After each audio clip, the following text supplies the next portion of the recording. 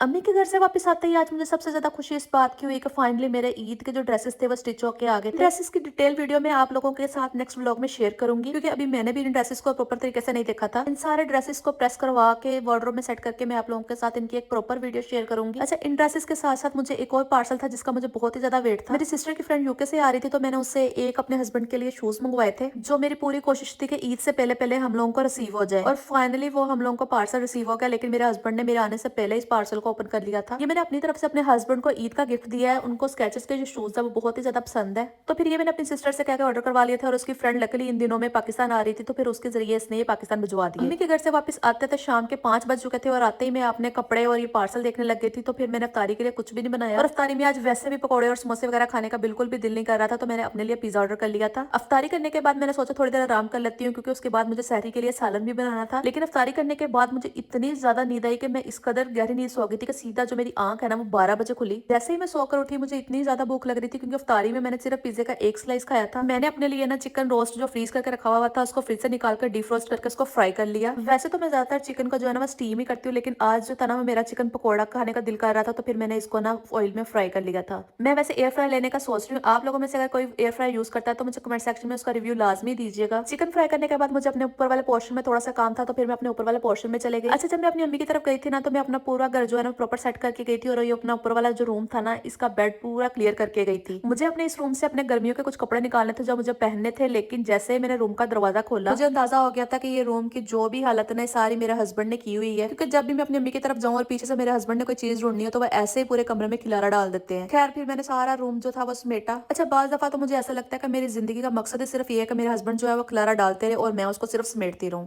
खैर, रूम सारा मैंने अपना क्लीन कर लिया है।